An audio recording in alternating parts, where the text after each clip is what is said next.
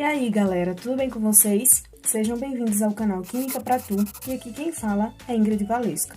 Mas antes de irmos ao assunto, peço para que vocês se inscrevam no canal, ative as notificações para ser avisado sempre que sair vídeo novo e não esqueça de compartilhar com os amigos, beleza?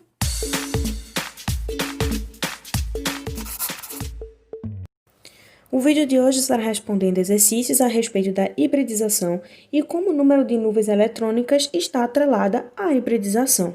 Desse modo, não esqueçam também de que tem uma lista de exercícios disponível para vocês na descrição desse vídeo. Clica lá naquele link e baixa para treinar em casa, beleza? A primeira questão é da PUC do Rio de Janeiro e nos diz o seguinte: tal como o CO2, que é o dióxido de carbono, o metano, que é o CH4, ele também causa o efeito estufa, absorvendo parte da radiação infravermelha que seria refletida da Terra para o espaço.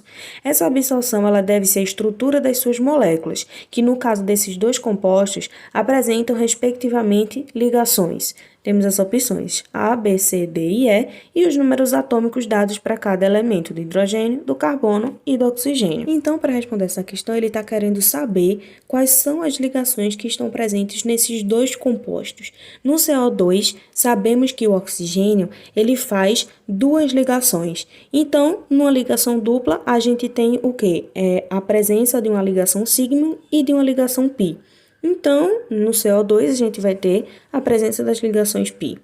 E no metano, a gente tem a presença do carbono hibridizado do tipo sp3, porque ele só forma ligações simples, e o hidrogênio tem o orbital do tipo S. Então, a gente vai ter aí só ligações simples, né? Então, é ligações sigma do tipo S, que é a do hidrogênio, com sp3, que é a do carbono. Então, como resposta, teremos a letra B.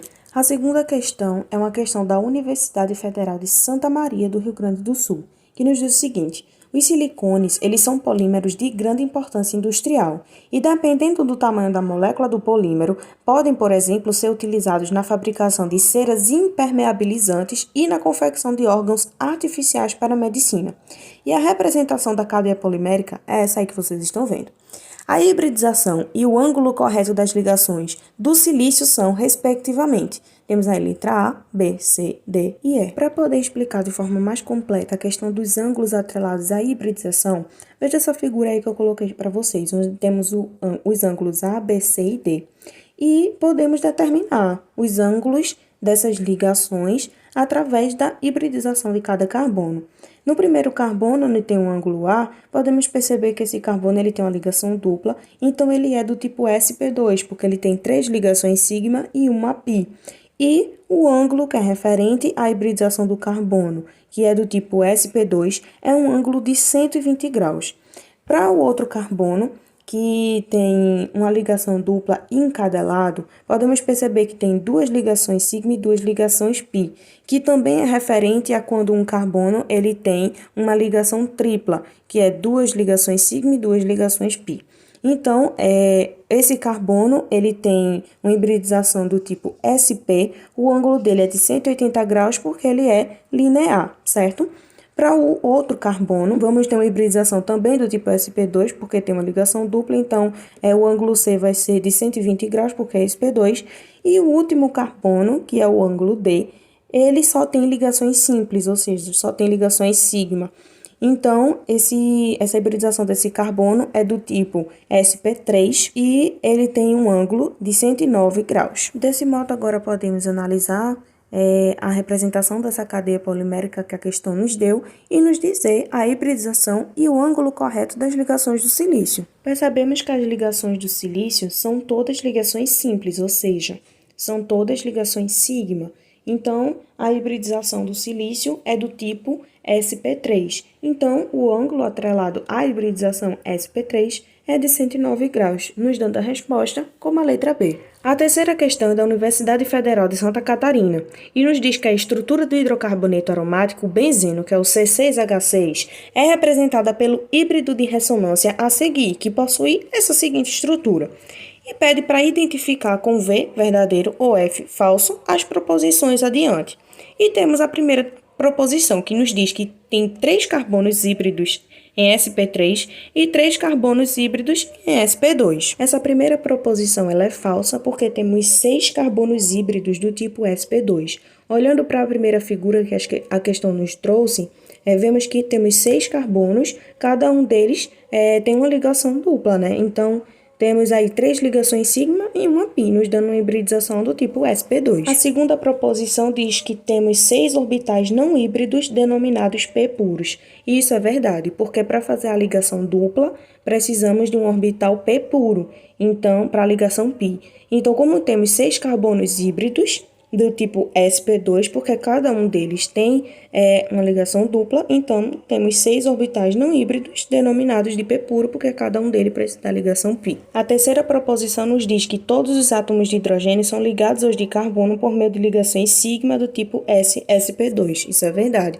Vimos que todos os carbonos são híbridos do tipo sp2 e os orbitais do hidrogênio são do tipo S, então sim, as ligações são sigma do tipo S, sp2. A quarta proposição nos diz que temos 3 ligações do tipo π, e podemos verificar isso nessa primeira figura que a questão nos dá. Podemos verificar que existem 3 ligações duplas na molécula. A proposição 5 nos diz que temos apenas 6 ligações do tipo sigma. Isso não é verdade, porque só as ligações de hidrogênio já temos 6 ligações sigma, e com as ligações do carbono, temos mais 6, então temos 12 ligações do tipo sigma. A sexta proposição nos diz que todos os carbonos híbridos são do tipo sp2, e isso também é verdadeiro, a gente já comentou anteriormente nas outras proposições. E a proposição 7 nos diz que temos 3 carbonos saturados e 3 carbonos insaturados, e isso não é verdade. Todos os carbonos, eles são insaturados, porque essas ligações, elas estão em ressonância, elas estão migrando, digamos assim, né? Ela está saindo de uma ligação e partindo para outra. Então, é por isso que se forma essa outra estrutura que foi mostrada aí na figura, porque forma esse anel, né? Que é justamente as ligações em ressonância em todos os carbonos. Então, por isso que não existem 3 carbonos saturados e 3 carbonos insaturados. Todos eles são insaturados, porque é como se as ligações estivessem presentes em todos eles. A quarta questão é da Universidade Federal de Uberlândia, que é em Minas Gerais, e nos diz que o anuleno é um hidrocarboneto aromático que apresenta a seguinte fórmula estrutural simplificada, que é essa aí que vocês estão vendo. E sobre esse composto, podemos afirmar que, e temos aí as proposições, né? Com a letra A, falando da fórmula molecular, das ligações π presentes, dos ângulos que é formado entre as ligações carbono-carbono. Então, aí temos as opções entre as letras A, B, C e D. Quando olhamos direitinho para a figura, percebemos que entre cada carbono existe uma ligação dupla e uma simples, uma dupla e uma simples, ou seja, há essa alternância. Então, percebemos que todos os carbonos eles têm uma hibridização do tipo sp2. Se ele é do tipo sp2, ele tem um ângulo de 120 graus entre cada carbono. E contando quantas ligações π a gente tem, vemos que temos 9, certo? Até porque cada letra ela nos dá essas opções. Cada uma delas só temos a opção de 9 ligações π. Então, o que nos resta agora é contar, né?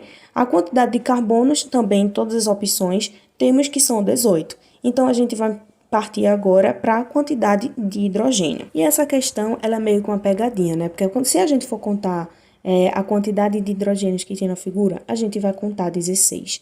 E daí a resposta certa teria que ser a letra C, mas já vimos que o ângulo não é de 109 graus, o ângulo é de 120. Só que aí, se vocês observarem, nesses carbonos aí de cima, temos a ligação do hidrogênio. E nesses de baixo, eles não colocaram. Se vocês observarem, esses 2 carbonos, eles têm apenas 3 ligações. Então, ficou faltando esses hidrogênios aí. Então, nessas horas, é importante, na hora de resolver as questões, a gente se certificar de que está tudo certinho, porque pode ser uma casca de banana. Então, temos 18 hidrogênios, porque está faltando 2 aí na figura. Então, a resposta certa é a letra B. Essa quinta e última questão é uma questão da UFPE, que é da Universidade Federal de Pernambuco, inclusive a faculdade da minha graduação, e ela é cara e típica do Enem, porque está misturando assuntos, né? Está fazendo toda uma contextualização ali. Então, está misturando o assunto da hibridização com o assunto de polaridade das ligações e da molécula.